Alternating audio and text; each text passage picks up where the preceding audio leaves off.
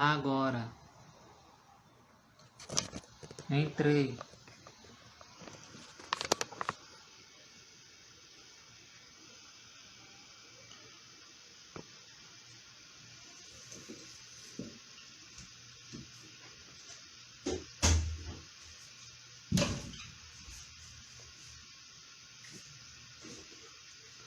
Boa tarde, galera. Feliz sábado.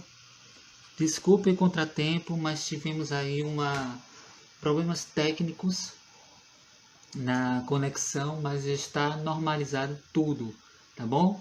Dentro de alguns instantes estamos começando mais uma minuta do pôr do sol, tá certo? E hoje vamos dar continuidade ao estudo anterior de sexta-feira passada, a respeito de Paulo, tá bom? Hoje é o penúltimo episódio, né, da série de Paulo. E na sexta-feira que vem nós vamos estar finalizando, né, a minuta do pôr do sol com esse tema de Paulo, tá bom? Estou aqui só esperando para chegar o cantor desta noite. Foi anunciado que era Denis Monteiro, mas por motivos de força maior, ele teve imprevisto, né? Ele, por questões de saúde, ele não vai poder estar com a gente. Mas ele convidou o seu parceiro e irmão do Ministério Voz, John Leal, que ele acabou de entrar aqui e ele vai cantar 2 louvores pra gente, antes de começar a minuta, tá bom? Antes de começar a explanação da terceira parte de Paulo, com Sara Cerqueira, certo? Deixa eu chamar aqui. Deixa eu chamar aqui direitinho.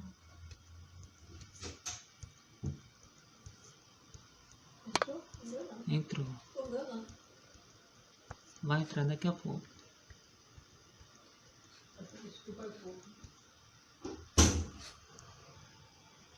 Chamar aqui.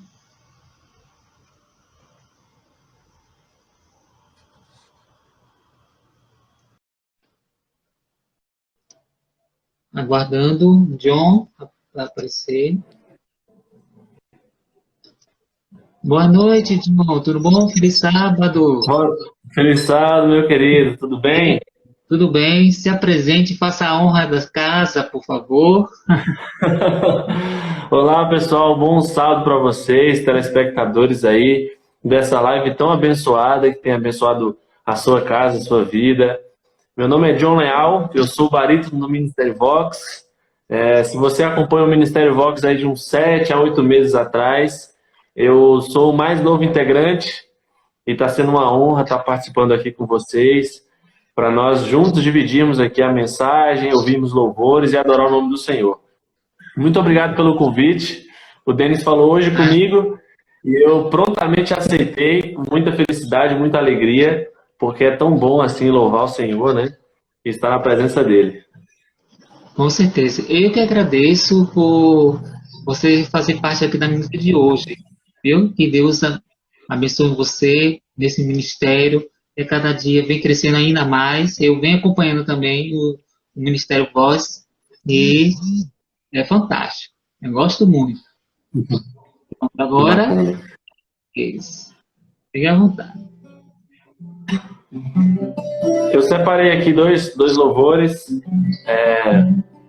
Esse primeiro que eu vou cantar, ele é uma oração de pai para filho, né? O filho faz a oração e o pai ouve e responde na segunda estrofe. Eu fiz tem pouco tempo essa música, eu escrevi essa canção e que Deus possa tocar o coração de você que está assistindo essa live agora, através desse louvor. Eu já tentei, Senhor, de todo jeito. Começo a pensar e dói no peito. Eu tento me encontrar, mas largo é o caminho. E em todos os meus passos me sinto sozinho. Quero aquela luz se provém da cruz.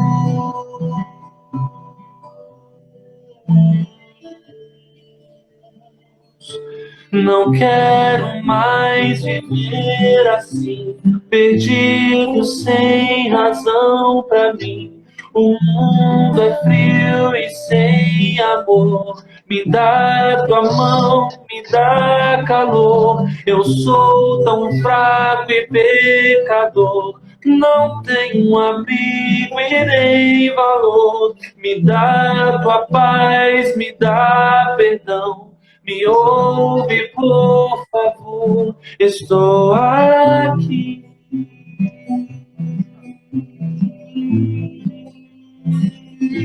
Estou aqui. Eu estou aqui.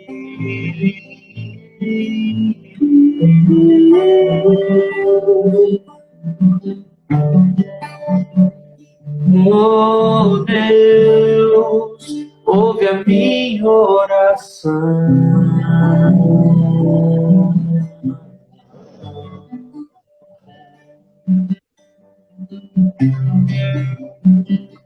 Aí Deus ouve a oração do filho e responde: Filho, eu estou aqui, conheço os teus anseios, todos os teus medos, problemas e defeitos. Coloque em mim teus braços e acharás descanso. Tu não estás sozinho, filho, eu te amo. Sou aquela luz. Meu nome é Jesus.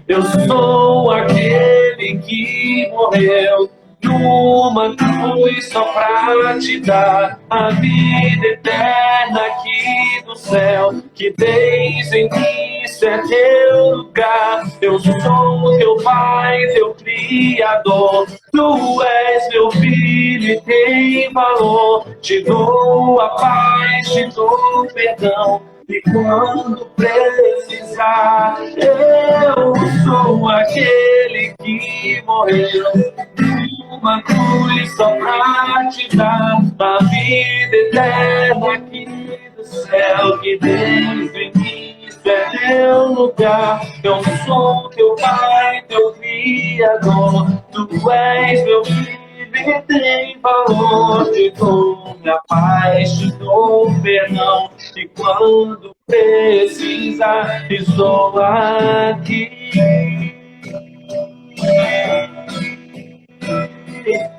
Estou aqui.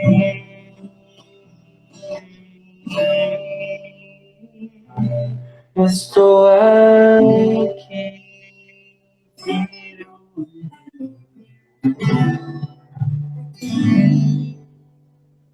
Amém. Amém. Pois é, uma música belíssima. E você tem outra música aí também, né? Tem, mas essa outra aqui é do Thales Roberto. E ela diz assim: mesmo sem entender, eu prefiro confiar em ti, né? Confiar em Deus.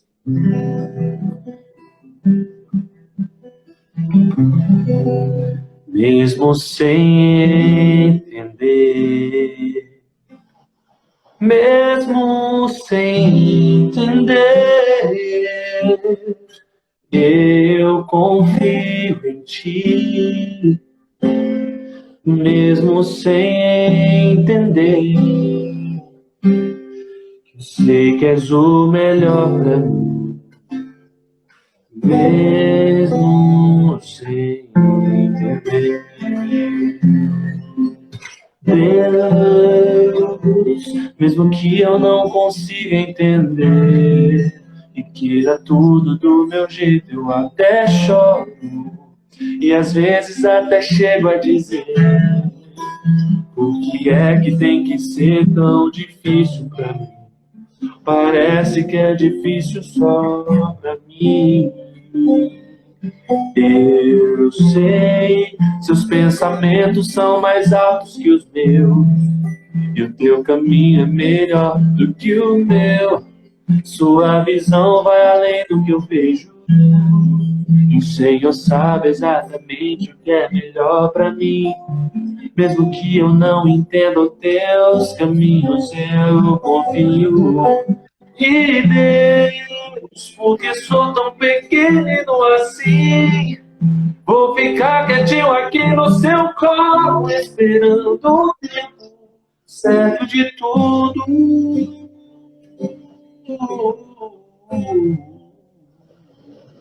Porque eu sei que vais cuidar de mim, e o melhor está por vir, pois sei que és o melhor pra mim, mesmo sem entender.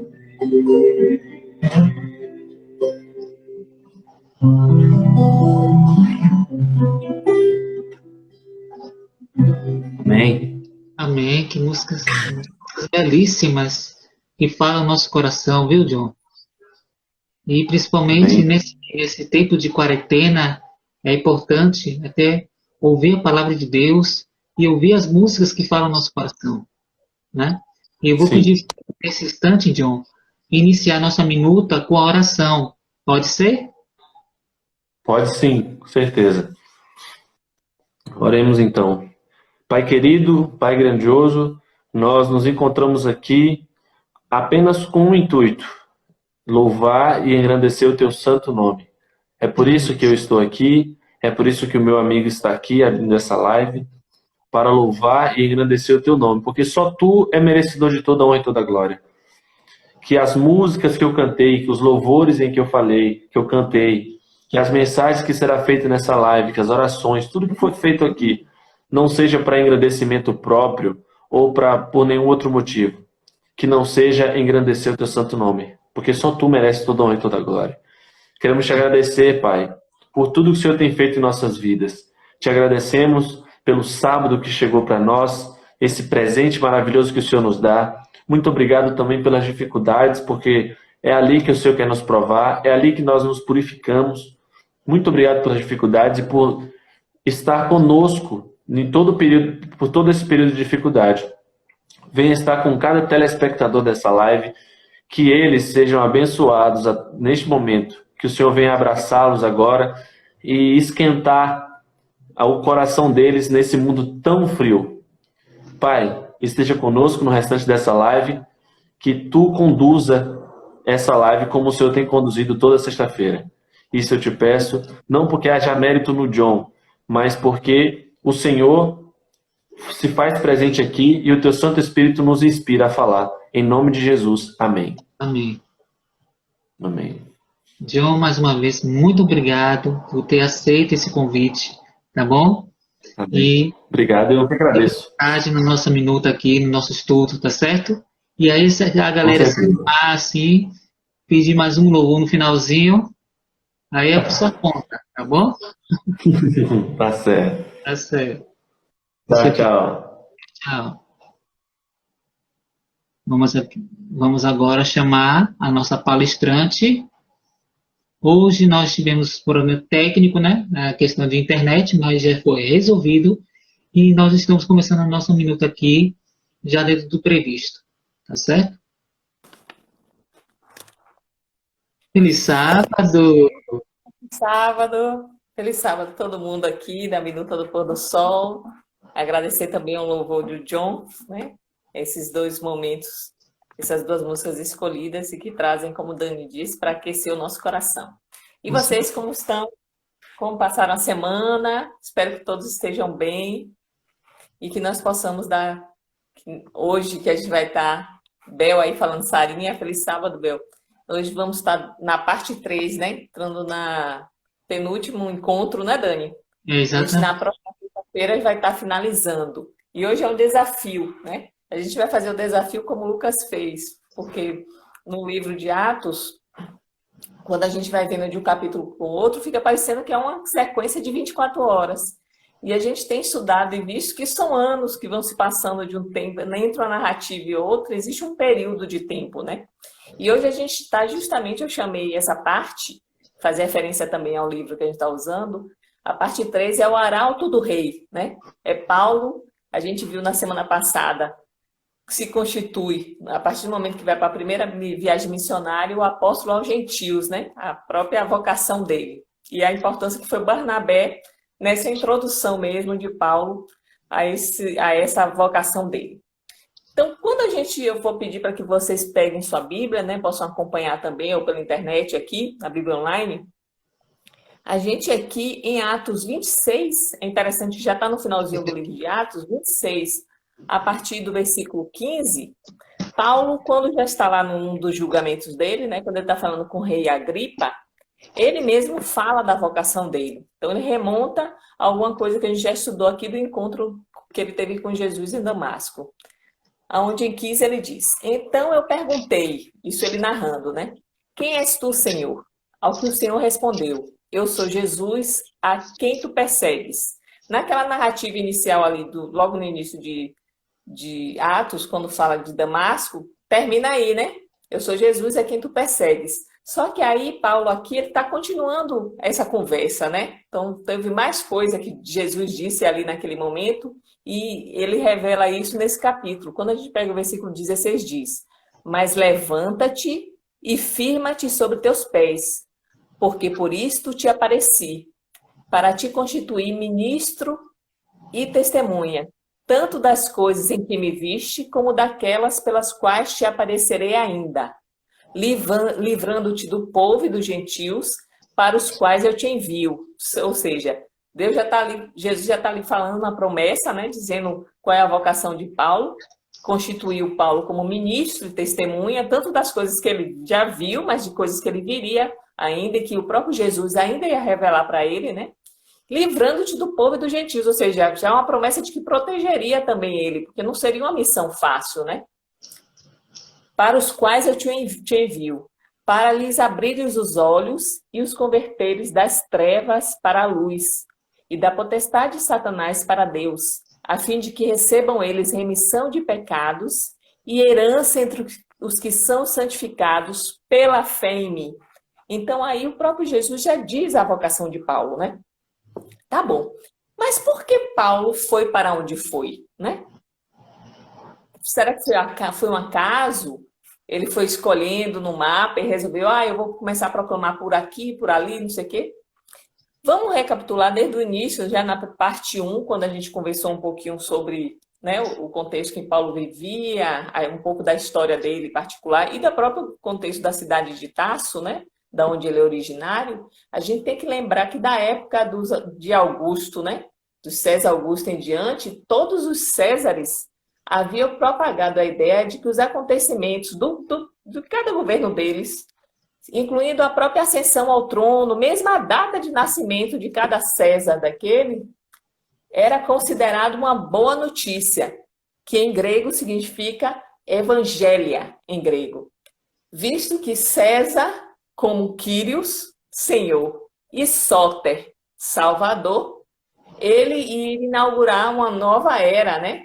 E nessa era necessário, e seria uma era de soteria, é a palavra grega para salvação, e eirene, e paz, né? Então, o poder todo conquistador de César, né? Ele havia alcançado essas coisas, segundo o Império Romano, né? E a resposta que cada um que fazia parte do Império Romano, a resposta apropriada dos seus súditos, ou seja, o que César e o Império esperava era a lealdade ou fidelidade. Fidelidade, em grego, é a palavra pistis, que significa fé obediente. Então, César pedia nada mais, nada menos do que a fé obediente dos seus súditos. Então, Paulo, ele vai seguir, ele vai para onde vai, todo o roteiro que ele faz, ele está seguindo justamente a rota do Império Romano, proclamando o verdadeiro evangelho, né? Que é justamente o evangelho de Jesus por todos aqueles redutos de César. Então, quando ele vai, Antioquia, então aquela região também da Galácia, Éfeso, Filipos, Tessalônica, Atenas, Corinto, posteriormente Roma, e alguns inclusive dizem a Espanha, ele está, na verdade, nessa rota de César. Só que a mensagem de Paulo é muito clara.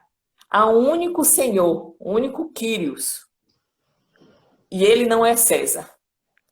Kyrios Jesus Christus, que significa Jesus o Messias é o Senhor. Esta é a mensagem de Paulo. Então ele vai proclamando naquele Império Romano que tinha esse evangelho, o verdadeiro evangelho, que é o evangelho de Jesus, que Jesus o Messias é o único Senhor. Recapitulando aquilo da primeira parte, ouve Israel, o Senhor vosso Deus, o Senhor é único. Então, e Jesus é o Messias. Quando a gente vai olhar, então, a partir de Atos 13, vou pegar aqui, deixa eu só passar, porque estou na frente do coisa. Vamos pegar ali, capítulo 13 de Atos, a partir do no versículo 9, tem uma coisa interessante. Porque aí, isso é Lucas contando a narrativa, né, falando, e diz assim: todavia, Saulo, também chamado Paulo, cheio do Espírito Santo, e aí vai seguindo, está contando a história. Por que eu estou chamando a atenção para esse capítulo, esse versículo? Porque a partir desse versículo, Lucas só vai chamar a partir de agora o nome de Paulo, né? Saulo, tem que lembrar que Saulo era da tribo de Benjamim, judeu da tribo de Benjamim. E quem era o rei famoso da tribo de Benjamim? Né? Saul, né? Então, Saulo deriva justamente desse nome Saul. Então, é um nome real, inclusive, entre os judeus, o nome Saulo. Só que ele tinha um outro nome, que é um nome mais conhecido, lembro que ele era romano, mais conhecido, né, dos gentios, né, daqueles que não eram judeus, que era justamente o nome Paulo. Como Paulo, o apóstolo aos gentios, é um nome, inclusive, e alguns teólogos dizem que talvez ele tenha escolhido até esse nome Paulo, que significa o menor dos apóstolos, né? Como sinal de humildade, e ele vai falar isso em várias cartas dele. O fato é que a partir desse versículo, se você prestar atenção na narrativa de Atos, ele agora só vai se referir a Saulo como Paulo. E aí a gente vai estar abordando aqui, eu esqueci só de marcar o tempo, mas vou marcar aqui nosso tempinho. Vamos estar abordando as 3 viagens missionárias. Então a gente vai pegar um período grande. Se a gente pega, eu vou tentar o desafio aqui de falar nesses minutos, contar a história justamente daquilo que está relatado em Atos, dos capítulos 13 aos capítulos 19, né? E a primeira viagem missionária vai acontecer justamente mais ou menos entre o ano 47 e 48 depois de Cristo, né? E vai se dar na cidade de Chipre, na região de Chipre, sul da Galácia, que é uma região ali próxima que hoje seria uma parte da Turquia. E ela está narrada, essa viagem missionária, em Atos 13, Atos 13, 4, até o capítulo 14, versículo 28.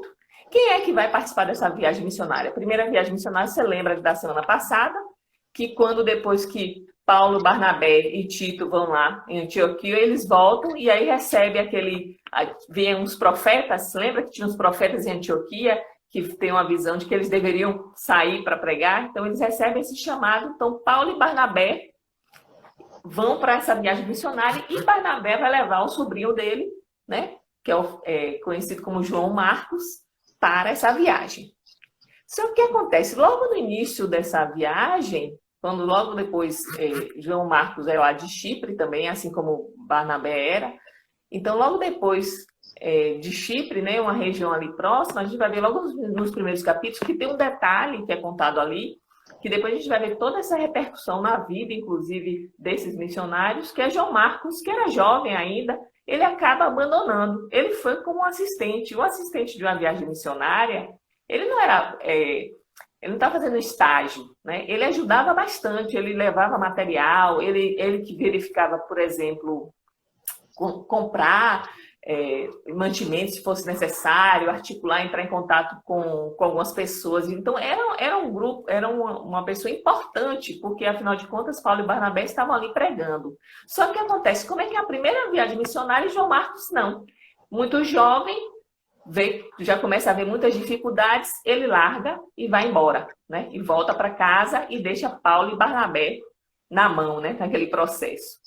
E aí, nesse período, eles vão passar, né? Um período de Antioquia. Então, um livro, se você pegar aqui a Bíblia, você vai ver, acompanhar, né? Que ele vai estar lá. O primeiro encontro logo com ele mais o mágico. E aí acontece, quando eles tiram aquele espírito lá, e vão achar, inclusive, que Paulo e Barnabé é como se fossem deuses, né? Júpiter e Hermes. E aí tem toda uma história. E aí você vai ver que João Marcos volta para Jerusalém. Ele nem vai para Chipre, ele volta para Jerusalém. E aí você vai ver o testemunho de Paulo em Antioquia. Eles vão estar pregando vários meses lá. Eles ficam vários meses fazendo esses trabalhos. Só que enquanto eles estão lá fazendo, mais ou menos no ano 48, o apóstolo Pedro, ele vai a Antioquia e fica acompanhando o trabalho deles, né? Paulo já tinha tido conhecimento com Pedro, na última vez que eles tinham ido para Jerusalém.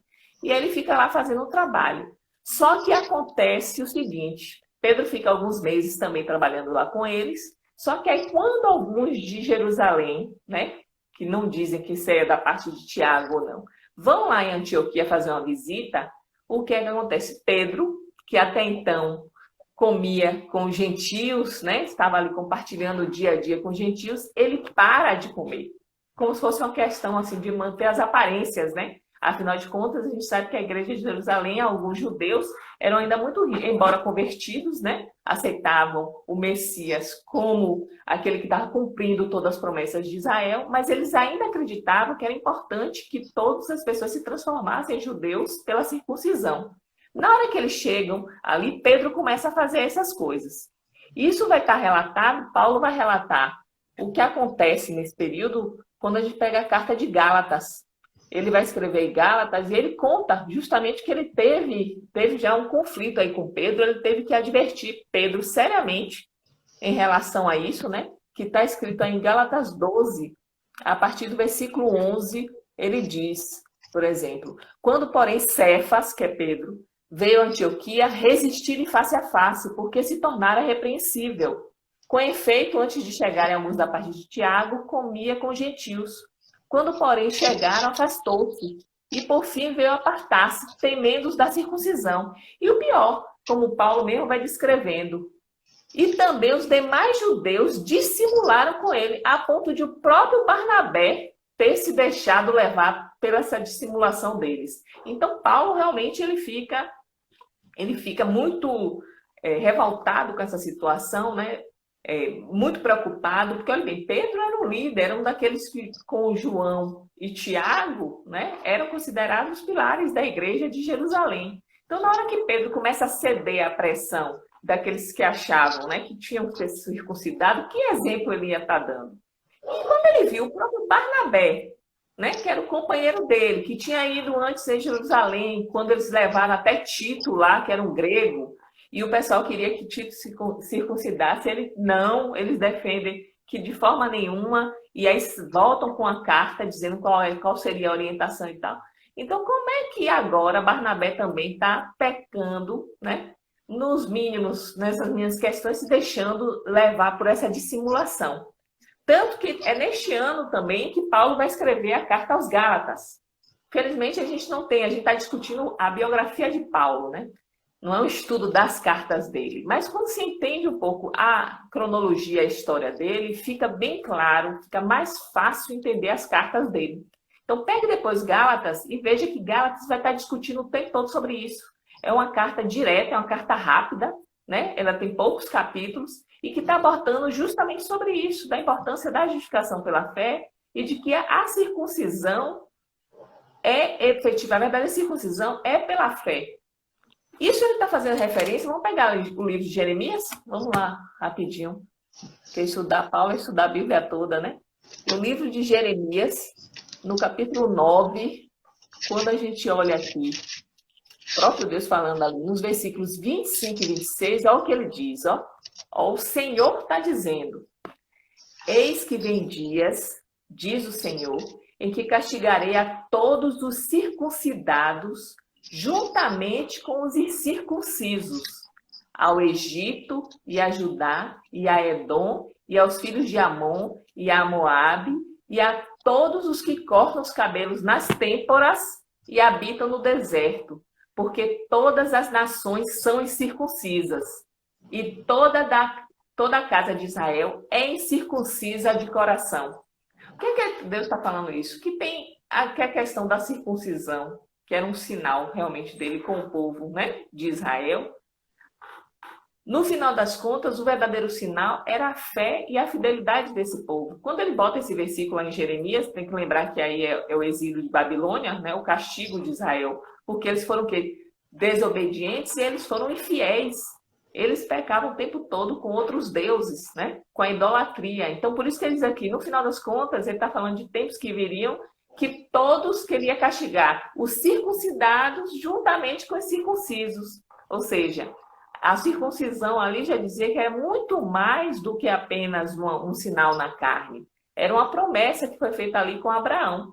Então, ali Jeremias já está indicando que Paulo sempre vai defender, que a verdadeira circuncisão é no coração. E Jesus mesmo já falou quando esteve aqui na terra, né? Se vocês fossem realmente filhos de Abraão, né, vocês iriam estar me aceitando, porque Abraão viu o meu dia e se alegrou, né? Ou seja, a promessa do Messias e ficou alegre sobre isso. O fato é que eles vão estar na viagem missionária trabalhando, mas tem um momento que eles vão ter que interromper, tal ponto que se tornou essa polêmica, e a gente vai ver isso várias vezes aqui nos livros, nas cartas de Paulo. Sempre ele vai ter esse embate, né, com alguns judeus que aceitavam a Cristo como Messias e também aqueles judeus que não aceitavam e perseguiam a ele, né? E ao ponto de que nesse ano, no finalzinho, 49, a primeira viagem interrompida, ele volta para Jerusalém, que é o que está relatado aí no livro de Atos 15. É o Concílio de Jerusalém. Finalmente, senta-se ali para todo mundo para debater. Vamos juntar. Sobe aí Paulo, Barnabé, vai estar, além outras pessoas ali daquela região vão estar subindo juntamente com eles. Vai encontrar lá os discípulos, né, os apóstolos lá em Jerusalém. E em Atos 15 vai se finalmente tomar uma posição, né? Com os testemunhos. Interessante que aí Pedro vai realmente defender também, vai reconhecer. Ele reconheceu, no final das contas, que ele estava errado, né? Que ele merecia aquela advertência que Paulo tinha dado a ele. E no livro se você a gente não vai ter tempo de ler aqui, Atos 15, ele vai estar justamente falando sobre isso, né? Falando sobre... Ele começa a falar, o próprio Pedro começa a contar a história dele com Cornélio, né? Com aquela visão que ele tinha tido, que ele também tinha ido aos gentios, e depois começa a ter uma reunião de testemunhos de tudo que está sendo feito entre os gentios, né? E aí sai uma carta, finalmente, ali de Jerusalém, com as orientações, né? Do que é que eles deveriam fazer, né? E aí, nessa carta, que era o quê? Se abster da imoralidade sexual, que era uma prática muito comum entre os gentios, até porque a adoração aos deuses e aos deuses da fertilidade implicava muito a prostituição, uma série de questões. Se abster dos alimentos oferecidos aos deuses, né, sufocados aos deuses, e aí ele faz algumas regras e não fala da circuncisão.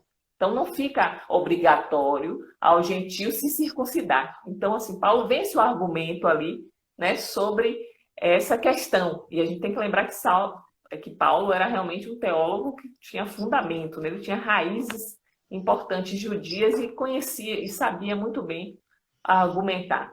O que é interessante aqui nesse Atos 15, para a nossa história aqui, para o nosso roteiro, é que quando depois eles estão discutindo ali, no versículo, vamos pegar Atos 15, versículo 28, já é a carta, né? Que os discípulos escreveram, diz assim: pois pareceu bem ao Espírito Santo e a nós não vos impor maior encargo além dessas coisas essenciais, que vos abstenhais das coisas sacrificadas a ídolos, bem como do sangue, da carne de animais sufocados e das relações sexuais ilícitas. Destas coisas farei bem se vos guardardes. Saúde. Pronto. Este foi o concílio de Jerusalém. O primeiro concílio definiu isso. E aí diz assim, no versículo 30. Os que foram enviados desceram logo para Antioquia e, tendo reunido a comunidade, entregaram a epístola, a carta, né? Quando a leram, sobremaneira se alegraram pelo conforto recebido. Judas e Silas estava lá, Silas era da igreja de Jerusalém, que eram também profetas, consolaram os irmãos com muitos conselhos e os fortaleceram-se. Porque Judas e Silas foram juntamente com Paulo e Barnabé, voltaram para Antioquia. Judas e Silas, representando a igreja de Jerusalém, vão lá ler essa carta, né, ler essa decisão do concílio lá para Antioquia, para onde estava tendo as polêmicas, né? Tendo se demorado ali por algum tempo, os irmãos deixaram voltar em paz aos que o enviaram. Mas pareceu bem a Silas permanecer ali. Olha que interessante. Era para Silas e Judas voltar. Só que Silas acaba ficando.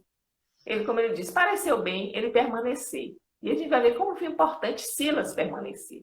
Porque após essa primeira viagem missionária, Paulo, a gente vai ver isso em Atos 15, aí em Atos 15 ainda, a partir do versículo 36, diz assim: alguns dias depois, que a gente está vendo que, sabe que essa narrativa, são meses que vão se passando, né? Disse Paulo a Barnabé: voltemos agora para visitar os irmãos para todas as cidades nas quais anunciamos a palavra do Senhor, para ver como é que passam. Então, Paulo sugere, Barnabé, vamos voltar agora para todos aqueles lugares que já fundou a igreja, que a gente já conversou, para ver como é que eles estão, para fortalecer a fé deles e tal.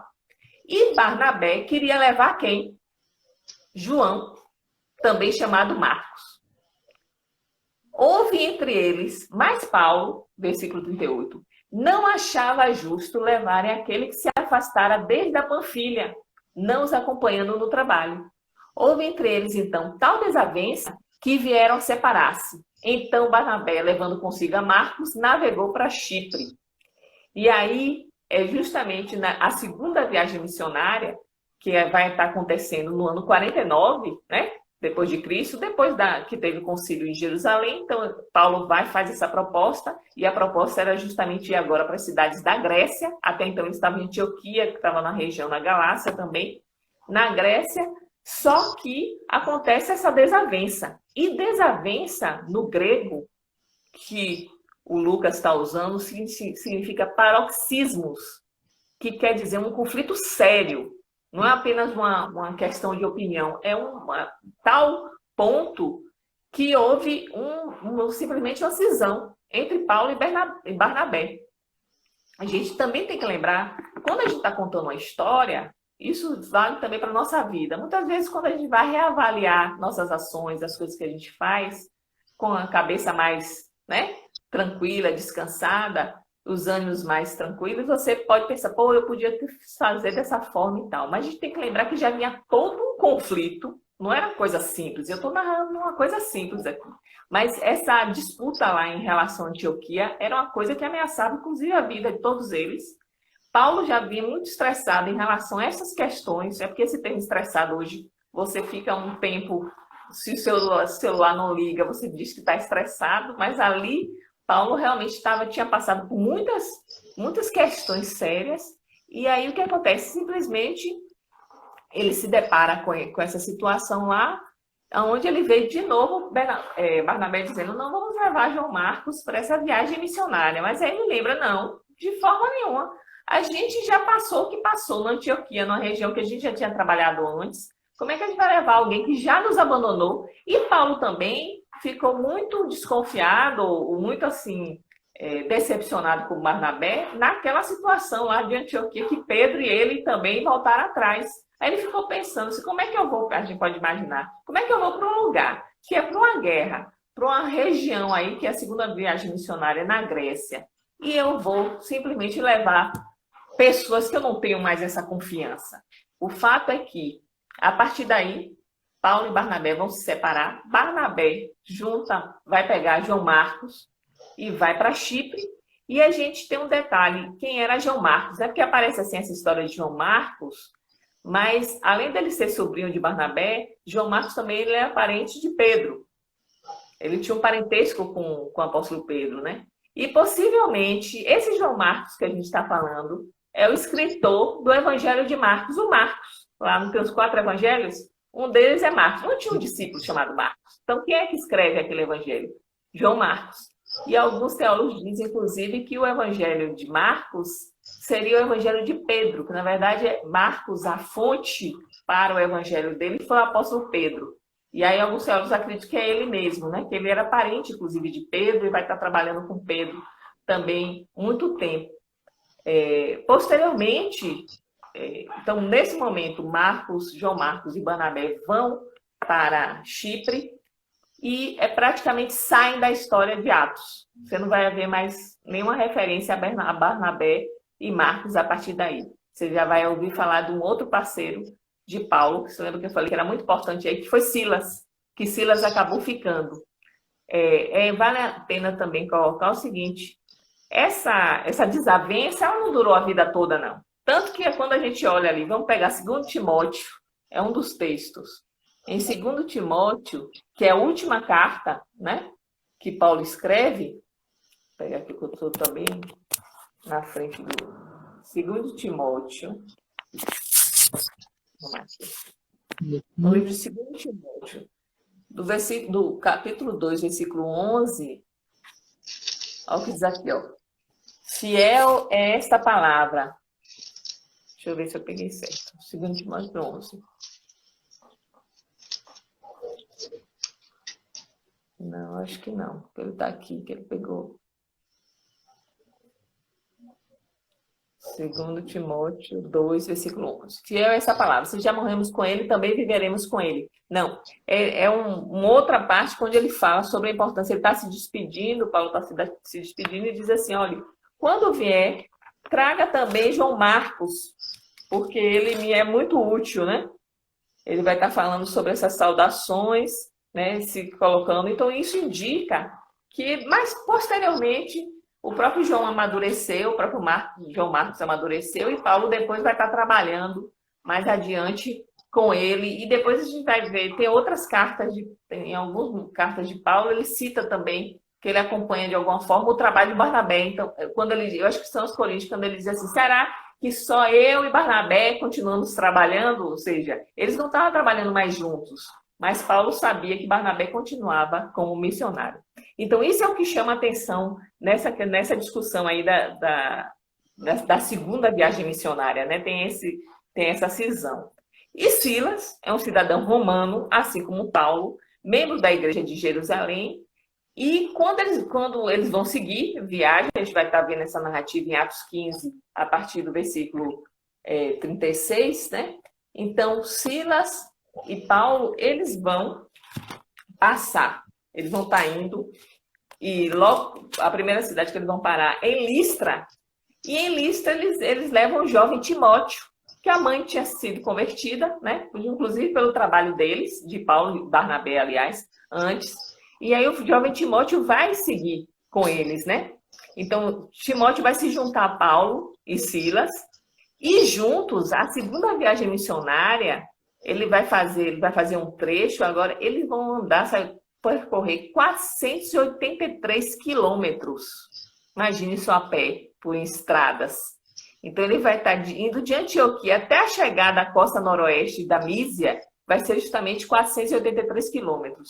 E quando o próprio teólogo, né, que eu tenho estudado aqui, que é justamente o N.T. Wright, ele fala que na segunda viagem missionária, diferente da primeira, que parecia que tinha um roteiro, na segunda, eles ficam indo e vindo. Você vai ver que em vários momentos eles dizem assim, ele queria ir para o lugar, mas o Espírito de Deus dizia, não vai, o Espírito do Senhor não vai por lá. Aí ele voltava, seguia. Tinha impressão, parecendo aquela impressão de Israel no deserto, que eles estavam dando voltas, né? Só que esse tempo de indo e vindo, também, se a gente pensar, analisar, foi um tempo, uma oportunidade para Paulo e Silas se conhecerem bem, porque até então Paulo trabalhava com Barnabé, então essas viagens todas que eles fizeram foram justamente ao longo do ano trabalhando juntos, foi a oportunidade deles se conhecerem e deles também começarem a tutoriar, né, a orientar o jovem Timóteo. E interessante que nessa segunda viagem missionária, Paulo tem umas aparentes contradições ou então uns paradoxos, né? alguém falou aqui, o texto de Marcos é 2 Timóteo 4,11. Obrigado, Dani. É isso mesmo, 2 Timóteo 4,11, ele vai estar falando sobre justamente isso, né? Sobre essa coisa de leve também a Marcos. Então, que é o seguinte, lembra que antes de começar a viagem missionária, quando eles vão a primeira vez para Jerusalém, depois daqueles 3 anos, né, que Paulo tinha passado lá na Arábia e tal, lá, eles levam Tito, Paulo e Bernabé levam Tito lá para Jerusalém e o pessoal fica naquela pressão para que Tito seja circuncidado, e eles defendem que não. Só que quando a gente vai olhar nessa segunda viagem missionária, e a gente tá isso, você pode ver isso, confirmar isso em 1 Coríntios, pode pegar o livro 1 Coríntios, o capítulo 9, o versículo 20, diz assim, olha o que fala. Procedi com os judeus como judeus a fim de ganhar muito. Só que aí ele vai estar falando sobre essa importância disso, só que Paulo, quando leva Timóteo, ele vai circuncidar Timóteo. Por quê? Porque a mãe de Timóteo era grega. O pai de Timóteo era grego. Aí você fica pensando, oxe, mas não circuncidou de Tito e, no entanto, o Timóteo vai fazer. Aí a gente vai vendo um pouco assim da própria filosofia de Paulo, que ele vai entendendo e como vai trabalhando. Ele queria levar Timóteo, porque ele viu que Timóteo era um jovem, ele tinha pela frente um trabalho grande a fazer, então circuncidar Timóteo era mais rápido, mais fácil, porque como eles sempre iam primeiro para as sinagogas, ele não ia ter problema, ele já entraria lá com ele circuncidado, então não criaria problema com ninguém. É o que ele diz aqui em 1 Coríntios 9, 20. Procedi para com os judeus como judeu, a fim de ganhar os judeus. Para os que vivem sob o regime da lei, como se eu mesmo assim vivesse, para ganhar os que vivem debaixo da lei, embora não esteja eu debaixo da lei. A gente tem que lembrar que Paulo é judeu, ele mantém, né, toda a origem dele, judaica, a fidelidade, inclusive o Messias, e a concretização de toda a promessa judaica, mas ele está falando que ele não vai estar submetido àquelas leis cerimoniais. Mas, só um detalhe, né? A gente vê um pouco dos paradoxos que Paulo, por isso que Pedro disse que muitas vezes Paulo era difícil de entender, né? Em Troade, quando a gente vai seguir nessa segunda viagem missionária, Lucas, que é o escritor da carta de Atos, parece se juntar a eles. E como é que a gente sabe disso? Porque quando a gente pega Atos 16, a partir do versículo 10, muda o verbo. Até então, Lucas vem falando, Paulo e Barnabé, não sei o que, vem falando, vou contando uma narrativa. A partir do versículo 10, ele diz assim que teve a visão, porque Paulo tem uma visão, nessa história de idas e vindas, ele tem uma visão de alguém, de um homem da Macedônia pedindo socorro. E aí ele disse, então vamos para a Macedônia. Aí eu disse assim, assim que teve a visão, imediatamente procuramos partir para aquele destino, concluindo que Deus nos havia chamado para lhes anunciar o evangelho. Você entendeu o verbo? Ele botou assim, procuramos. Então, a partir daí, Lucas se agrega ao grupo. E aí, essa região da Macedônia é a segunda viagem missionária, a região da Grécia. Quem é que vai estar junto? Vai ter aí Paulo, Silas, Timóteo e Lucas. Os 4 vão estar fazendo esse trabalho. Depois, Lucas vai se retirar novamente mais adiante, mas aí eles vão fazer o quê? Eles vão para Filipos, depois para Tessalônica, Bereia e, por fim, Paulo vai para Atenas, né? É interessante porque é nesse período dessa viagem missionária, na segunda viagem missionária, entre o ano 50 e 51, né? Paulo já passou aí por Filipos e Tessalônica, ele vai estar escrevendo aí no ano 50 e 51 a carta do 1ª e 2ª Tessalonicenses, ele escreve aí nesse período. E no ano 51 e 52, Paulo, ele vai rapidamente fazer uma visita, ele vai para Corinto, que está escrito em Atos 18, né? A visita de Corinto, que aí você vai estar vendo, estou passando rapidamente, espero que vocês leiam, né, o livro de Atos, para acompanhar um pouco mais sobre isso.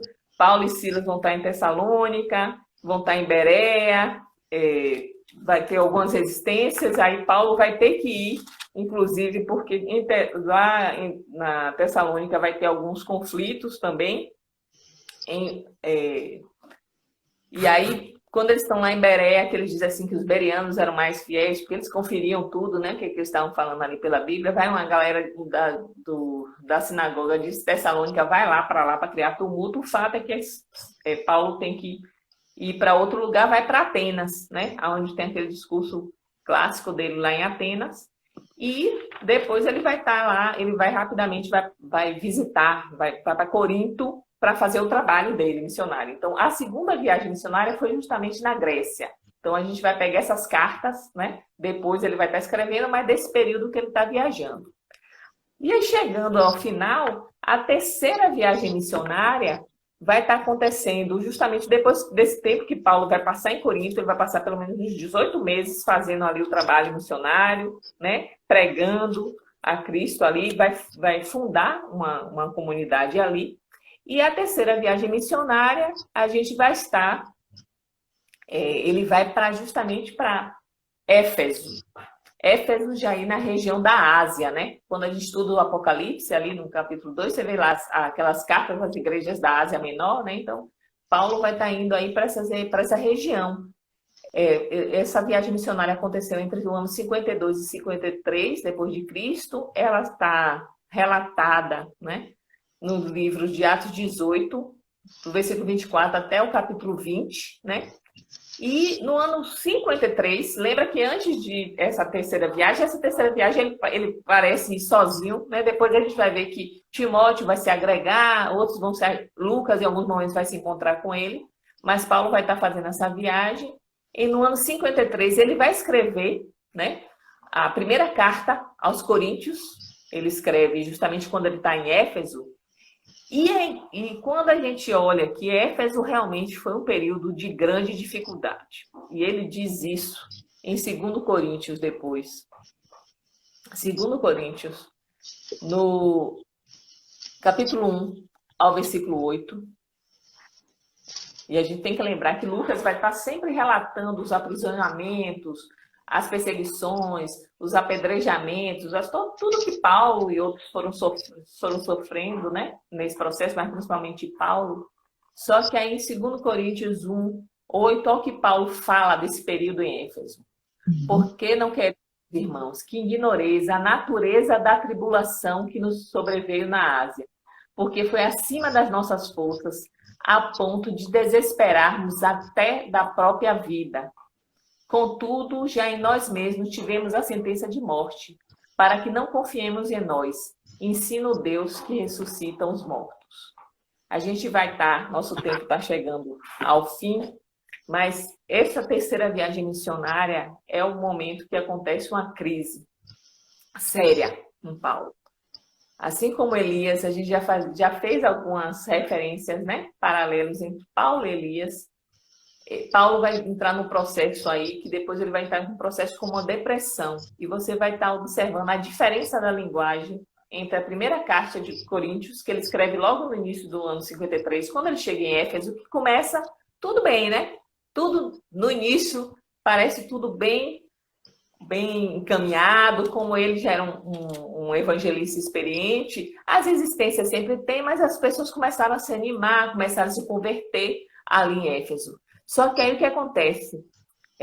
Nesse intervalo, nesse período aí, a gente vai estar vendo no capítulo 19, você vê todo o movimento, Paulo em Éfeso aí, é o capítulo 19 de Atos, vê que no início eles começam, ele sai, depois de ter ido, enquanto ele está lá em Éfeso, é um detalhe, 19, versículo 1 diz assim: aconteceu que estando Apolo em Corinto, Paulo, tendo passado pelas regiões mais altas, chegou a Éfeso.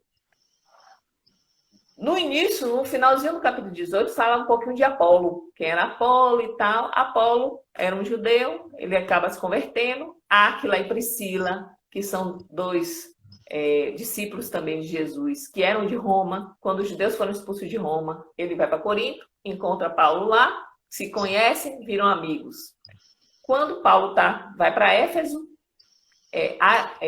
Áquila e Priscila conhecem Apolo, que era discípulo de João Batista, no caso. E aí ele chega lá, tá entusiasmado, e aí é Áquila e Priscila que vão, inclusive, apresentar o evangelho para eles, e ele vai receber, e Apolo vai receber o batismo do Espírito Santo a partir daí. Quando Paulo chega em Éfeso, ele vai encontrar também discípulos de João Batista, que até então não tinham nem recebido, eles só tinham o batismo de João. Tanto que ele diz, vocês já receberam o batismo do Espírito Santo? Aí eles disseram, mas a gente nem sabia que tinha o Espírito Santo. E aí ele vai estar batizando esses discípulos. Então, ele vai fazer todo o trabalho em Éfeso. Ele vai fazer o trabalho em Éfeso, e aí quando chega, depois de um período, ele vai passar mais de um ano, eles vão passar no final dos contos uns 3 anos em Éfeso. Enquanto ele vai escrever a primeira carta aos Coríntios, né? Depois, na primeira carta aos Coríntios, você vê o perfil dele, ele está lidando ali naquela carta com todo tipo de problema, mas é uma carta curta, uma carta alegre, otimista, expositiva. Só que nesse intervalozinho, entre um e outro, ele vai rapidinho, faz uma visita a Corinto, só que aí o que acontece? Ele não revela aqui, Lucas ele não vai revelar essa visita, a gente fica sabendo dessa visita pelo que o próprio Paulo fala em 2 Coríntios. Quando ele chega lá, Apolo já tinha passado por Corinto e Pedro também estava lá em Corinto. E a igreja de Corinto começou, a cidade de Corinto era muito rica, era a igreja, inclusive, também mais rica que tinha daquela comunidade. E aí, Apolo, alguns até diziam que ele tinha um verdadeiro, como é que fala? Ele era um excelente orador. Então, todo mundo fica animado. Aí começam os embates, assim, a gente queria esse líder, que nada, Paulo vem com as cartas aí, e ele fica nos criticando, e cada coisa assim, ele tem uma moralidade muito alta, não sei o que, a gente quer alguém como Apolo. Ou então outros até diziam, não, a gente quer um Pedro, que realmente é o pilar da igreja e tal. Sei que Paulo vai para lá pensando que vai ter uma recepção, e é praticamente escorraçado lá da igreja de Coríntios. Aí ele volta para Éfeso. Quando volta para Éfeso, o que acontece? Acontece toda aquela situação que Demétrio provoca ali, da grande Ártemis de Éfeso, né? Toda aquela mobilização popular que quase que matam os discípulos que queriam matá-lo, mas ele não, ele fica, os discípulos conseguem deixar ele reservado em algum lugar e ele não participa daquilo ali, né? Poupa a vida dele. Mas o fato é que a recepção que ele teve com Corinto e depois acredita-se, embora Lucas aqui ele não fala, que ele vai ficar preso justamente lá em Éfeso. E a dica disso é no finalzinho do capítulo de Éfeso, que diz assim, porque também corremos perigos, que é onde tem mais de 50 mil pessoas, aquele tumulto todo na cidade, para querer matar Paulo e para perseguir todos aqueles que eram do caminho, né? E diz, provavelmente ele foi processado depois, foi preso, e aí Paulo, isso a gente vai ver a diferença entre o texto de 1 Coríntios e 2 Coríntios, que em 2 Coríntios, embora o finalzinho é mais provocativo, na sessão inicial você vê que todo o processo de escuridão e dor que ele passa aí nesse período. E ele entra realmente num processo de depressão. Tanto que, quando você lê 1 Coríntios, ele vai estar falando, ele crê piamente que a ressurreição, né, viria, que Jesus viria já no seu tempo. E ele acredita ali, quando você lê a primeira carta de Coríntios, que ele estaria assistindo e vendo isso, né? E estaria fazendo parte presenciaria o retorno de Jesus. Em 2 Coríntios, não. Em 2 Coríntios, ele fala da ressurreição, ele fala, né, da vinda do Senhor, mas ele já considera ali que ele não estaria mais vivo na vinda do Senhor, né? E aí vai indicando justamente muito do sofrimento que ele vai passar, porque além do sofrimento físico, porque ele vai as prisões naquela época, você estava preso até resolver seu processo. Você tinha que se virar. Então, os seus amigos que tinham da água, comida e tal, porque se você não tivesse ninguém, você morreria de fome lá, porque ninguém faria nada por você. Então, Paulo estava vendo isso, numa prisão, sofrendo todas as torturas, sofrendo série de dificuldades, com aquela rejeição de Corinto, né? Tanto que ele vai escrever uma carta que se perdeu, uma carta entre 1 Coríntios e 2 Coríntios, ele fala de uma carta dolorosa que ele mandou, né, para lá, por Tito. Tito não tinha retornado, E aí Paulo entra realmente num processo, será que foi em vão tudo que eu fiz? Tudo por quem eu trabalhei todos esses anos, será que realmente foi em vão? O fato é que Paulo fica preso em Éfeso, e nesse período, a igreja de Corinto, eu já falei, ele vai se voltar contra ele, mas também é nesse período que Paulo